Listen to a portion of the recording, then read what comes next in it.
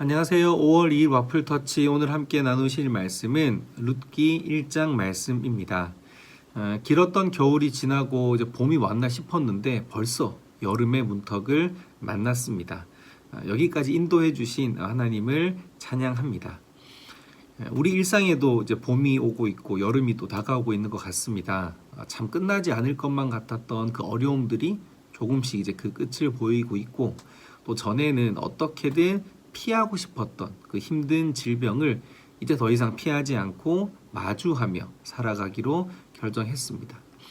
마치 오늘 룻기의 모습처럼 흉년 뒤에 일어나는 새로운 무언가가 우리에게도 꿈틀거리고 있는 듯합니다. 룻기의 주인공인 이 룻은 남편을 잃은 과부입니다. 남편인 기료는 그들이 살던 땅에 큰 흉년이 들어서 고향 땅을 다 떠나서 베들레헴을 떠나 가족들과 함께 모압으로 이주합니다. 그곳에서 이 룻을 만나 혼인을 하게 된 것이죠. 그래서 이 룻은 이스라엘 사람이 아니라 외국 사람, 모압 사람입니다. 그러나 모압에서 산지 10년이 되던 해에 남편이 그만 죽고 맙니다. 흉년으로 살 길을 떠나왔던 그들이지만 또 다른 아픔을 경험하게 됩니다. 시어머니 나오미는 이미 남편을 잃고 과부가 되어 있었습니다. 졸지에 여인 3명이 각자의 남편들을 다 떠나보내고 말았습니다. 그러다 나오미는 이 고향 땅에 풍년이 들어서 먹고 살기 좋아졌다라는 소식을 듣게 됩니다. 그녀는 남편과 아들을 잃은 이 슬픔의 땅인 모압을 떠나서 다시 고향인 베들레헴으로 돌아가려 합니다. 가기 전에 이 며느리들에게 이렇게 이야기하죠. 나는 내 고향으로 돌아가겠다. 너희들은 이제 그만 친정으로 다 돌아가거라. 가서 다시 가정을 꾸리고 행복하게 살거라 하면서 그들을 돌려보내려 합니다. 그도 그럴 것이 그녀들이 함께 있게 해준 이 구심점인 남편들이 모두 죽었기 때문에 더 이상의 그녀들 사이에 이해관계가 남아있지 않기 때문입니다. 처음에 이 두 며느리는 시어머니와 함께 가겠다고 이야기하지만 결국 오르바라고 하는 며느리는 자기 갈 길을 떠나갔습니다. 이 나오미는 룻에게도 동일하게 말합니다. 너도 너의 동서처럼 나를 떠나가거라. 하지만 룻은 나오미에게 말합니다. 어머니 저를 억지로 떠나지 말게 해주십시오. 당신이 가시는 곳에 나도 가겠습니다. 이렇게 이야기하면서 또 그녀는 한마디를 더 합니다. 당신의 하나님이 나의 하나님입니다.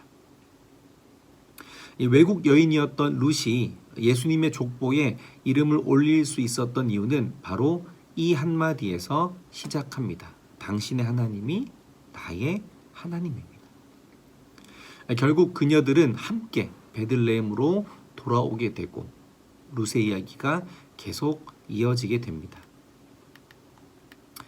오늘 말씀을 묵상하면서 우리네 그간의 삶을 좀 돌아보았습니다. 우리에게도 참 지독한 흉년의 시절이 있었죠.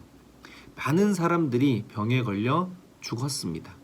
병으로 죽은 사람도 많았지만 그보다 더 많은 사람들이 말 그대로 흉년을 못 이겨서 굶어서 죽었습니다. 하루를 벌어 하루를 사는 가난한 나라의 빈민들은 정말 일하지 못하는 고통 속에 먹을 것이 없어 죽었습니다. 그렇게 우리는 사랑하는 사람들을 떠나보내야 했습니다. 그 어려운 시간 동안 우리가 잃고 있었던 것들이 있습니다. 사람과 사람 간에 따뜻했던 정이 메말라 버렸습니다. 당장 나의 생계가 위험한 시국이었기 때문에 누군가를 돌아볼 여유가 생기지 않았습니다.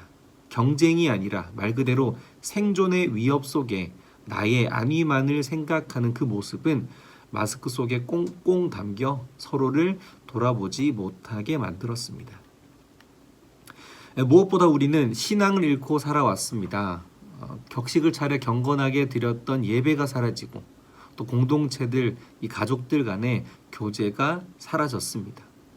하나님께 드리던 헌금과 또 이웃에게 나누었던 구제의 손길은 내 삶의 절박함 속에 사라져만 갔습니다. 그래야 살 수 있었습니다. 부끄럽지만 그것이 우리 인생이었습니다. 나오미에게도 아마 그랬을 겁니다. 자기를 돌보아 주었다고는 하나 이 지독한 어려움 속에 두 며느리를 건사하는 것은 분명 힘든 일이었을 겁니다. 그러나 그녀는 마지막까지 두 여인을 축복합니다. 너희가 나를 정성껏 섬겼으니 내 하나님 여호와가 너희 행한 대로 갚아 주실 것이다 라고 말하는 것은 그녀가 그 힘들었던 그 순간순간 속에 끝까지 잃지 않았던 하나님을 향한, 신을 향한 믿음의 모습이었습니다. 아마 룻은 그녀에게서 우리가 그동안 잃고 있었던, 그러나 시어머니 나오미는 끝까지 잃지 않으려 했던 그 믿음을 보았을 것입니다.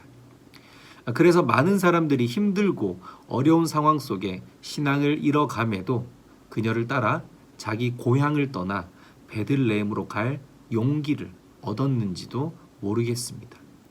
죽음이 둘을 갈라놓기 전까지 절대로 나는 당신을 떠나지 않겠다라는 다짐을 하면서 말입니다. 요한복음 16장 33절에 예수님은 우리가 이 세상에서 고난을 경험하게 될 것이나 내가 세상을 이겼으니 담대하라 라고 말씀하십니다. 우리가 이 세상에서 하는 선택은 다 결과를 동반합니다. 내 환경, 내 처지, 또 내 상황에 비추어서 우리는 하나님의 사랑을 해석합니다. 그것이 내 선택의 결과임에도 하나님을 오해하고 또 결국 하나님의 계획을 우리가 바로 보지 못합니다. 심지어 우리가 이 어려운 시기를 보내면서 하나님이 우리를 버렸다고 생각했을 때에도 하나님은 당신의 방법대로 우리를 사랑하고 계셨습니다. 당신의 아주 작은 관심도 모두 우리에게 쏟고 계셨습니다. 나오미가 돌아가는 바로 그곳, 우리가 다시 돌아가야 하는 그곳은 하나님의 사랑이 있는 베들레헴입니다. 그 마을 기퉁이 말구유에서 인류를 구원할 구주가 태어났던 바로 그곳으로 말입니다. 오늘 말씀을 통해 여기까지 우리의 삶을 돌아보며 내가 잃고 있었던 것을 다시 회복하길 원합니다. 그리고 돌아가야 하겠습니다. 룻과 나오미가 서로의 고통을 나누며 다시 돌아가 역사를 이루었던 바로 그곳. 우리는 분명 돌아갈 곳이 있습니다.